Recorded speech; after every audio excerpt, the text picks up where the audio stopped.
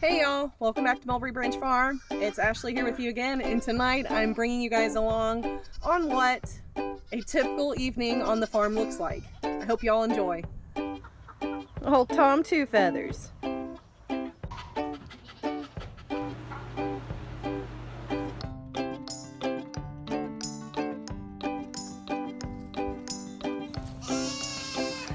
Sir, can I help you? The grass isn't always greener, dude. The grass isn't always greener. Hold on. You got in there to eat. Put your head back. There we go. I'll pull it out for you. See, now pull your head back in. You got to do some of the work. There you go. Are you just going to sit there and eat now? Just going to sit there and eat? Stupid. You big dummy. Now I can hear baby goats. I'm trying to figure. Oh, they're on the outside of the fence. Oh, these baby goats, they're gonna be the death of me. I swear they are. Come on! Well, come on, baby, come on. Don't go in the corn. Come on. I hear you, where are you? There you are, way down there still. Oh, lady. These naughty little goats will get out actually on the opposite side of the fence.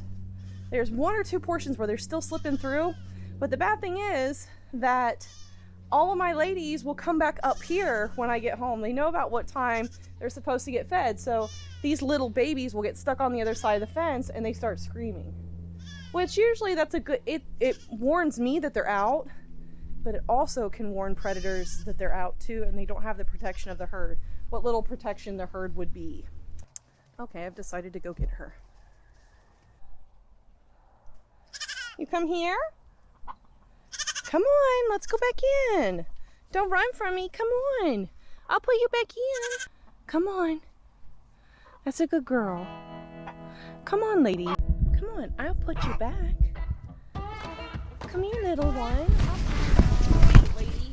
Could you go out of here? Can we go out of here? Go on. Oh, goodness.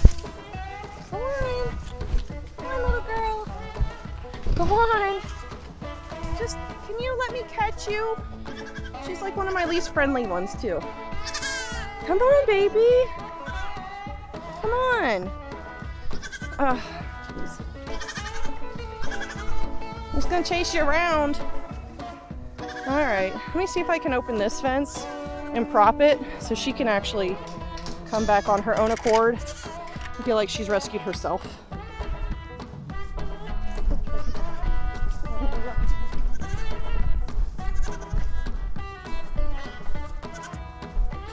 Go back that way. Go back that way. There you go. There you go. You'll find it. You're almost there. Good job. Keep going. There you go. Almost. Good girl. Good girl. Yeah, you're welcome. You're welcome. You're welcome, Bonnie.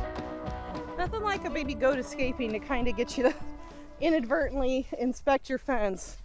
And it looks like I've got some fence maintenance to do, which means I'll probably bring a bucket of staples out here and a hammer and get to securing my fence. Oh boy. Of course, she's picked a day where it's 94 degrees. Take it out and run away from me. Where's your mama even at, Bonnie? I wanted to be able to sing the Reunited and It Feels So Good, but your mama's not even back here. Everybody else is back here, but not your mama. Hello, Tilly. Oh. All right, girls, we know what happened last time. Just one. Just one. Just one. Just one. Just one. Just one. Okay. It's Pearl. Pearl wins. Good girl. Can't have too many more times where they spill the milk. It's kind of the whole reason we do the milking thing. Anybody know how to milk a rooster? Buddy, I don't even want to try. Get down. It's not for you. Get on. But now that we're done milking, I have one last chore, goat-wise, that I need to do, and that is go down and visit the bucks. So you guys probably can't tell, but I actually just got Lovebug, our new herd sire, that little dark-colored boy with the beautiful blue eyes. I just got him through a nasty battle with some parasites. With how warm and wet it's been this year, it's been all I can do to keep the parasites out of my goats, to keep my goats parasite free. And I found that we're dealing with strongles here. They just come up overnight, and it's really hard to kind of predict when they're going to come up until really your goat's anemic and down and probably got diarrhea and has a lot of things going on with it that kind of clue you in that your goat's not feeling very well. So we actually just got love bug through this, and I actually have 2 does in the barn that I'm going to show you guys because we've had to do a lot of deworming. And some of you might remember that I herbally deworm my goats every single week.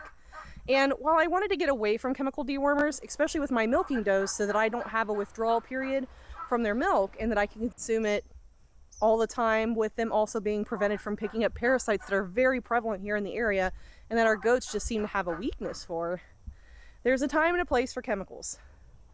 And the time and the place happened with Poco Loco, Merida, and Love Bug. They all scared me to death. Poco Loco actually miscarried about 3 or 4 weeks ago. I got the biosecurity panel testing back along with pregnancy tests back, and it came that everybody was clean and clear for biosecurity, which is fantastic.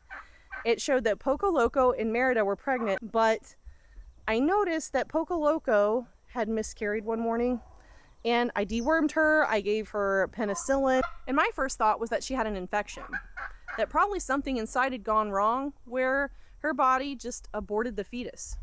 Believe it or not, miscarriages are not that uncommon in goats, especially when it comes to first-time fresheners. She's a first-time freshener.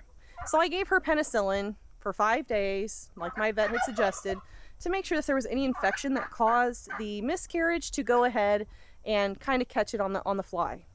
Well, we went through with that treatment, and I came upon her one day down in the field, and this goat hates me. She doesn't like me. She runs from me. She stays pretty far out of my reach. And that day, she let me walk right up to her and pick her up. I knew something was wrong. So I have actually got her and Merida quarantined, and Love Bug is just now getting over what he was suffering from.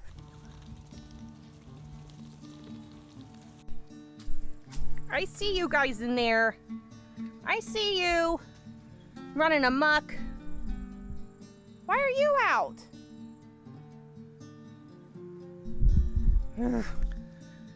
So you guys may have noticed that in the last video, I didn't give you guys an update really on the chickens or on the ducks. And the ducks are doing great. They now come up to us when we say num-nums, because they know that is the code word for treats. Whenever we come out and start screaming num-nums, they march up behind us much like they do now and expect treats. I'm sorry guys, I don't have treats. But you can tell our numbers have increased. There's a lot of ducklings that are growing up.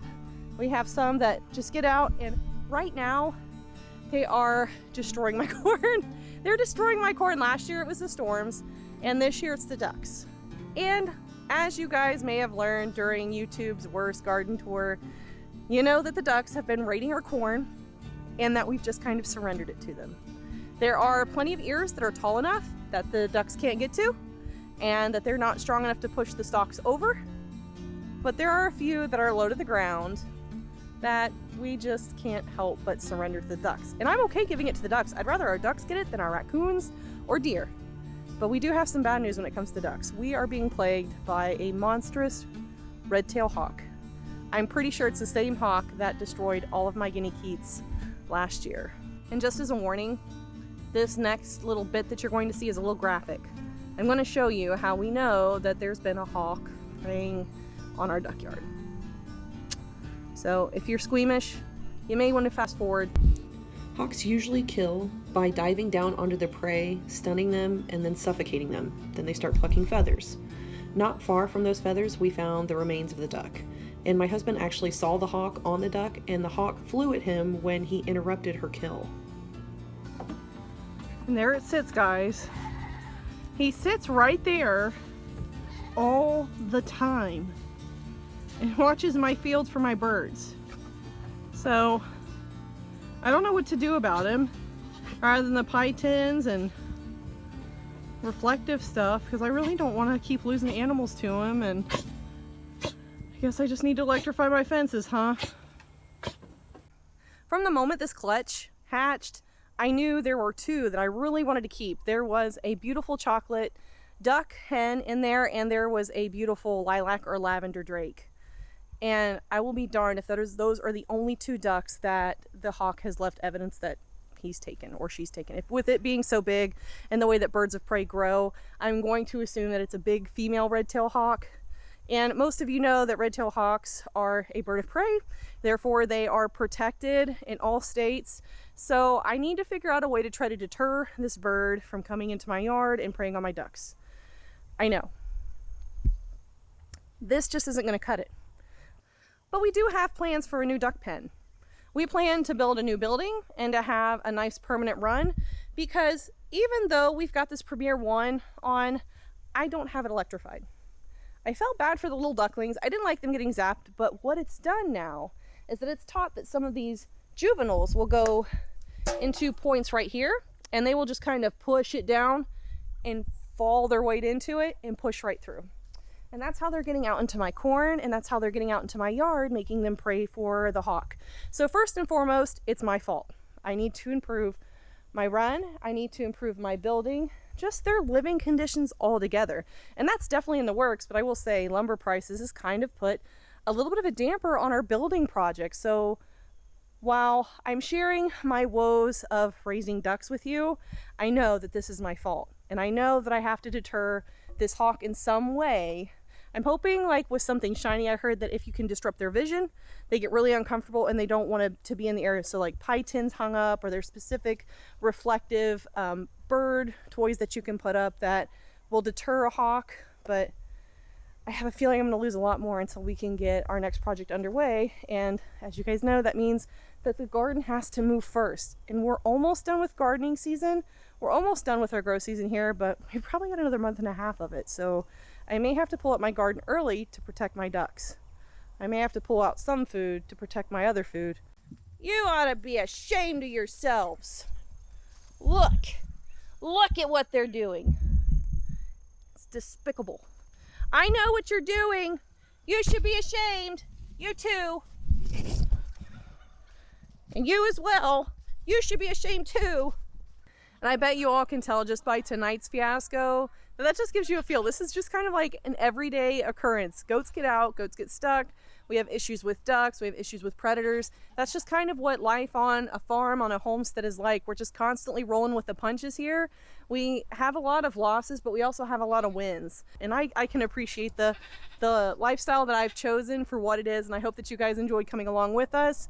So if you did enjoy, make sure that you let me know by dropping me a like, leaving me a comment, and subscribing. But if you subscribe, make sure that you ring the notification bell so that the next time we're having an adventure here on Mulberry Branch Farm, you're invited to come along. So until next time, guys, thank you so much for spending time with me today. I hope that you're being kind to one another out there and staying safe. Bye, y'all.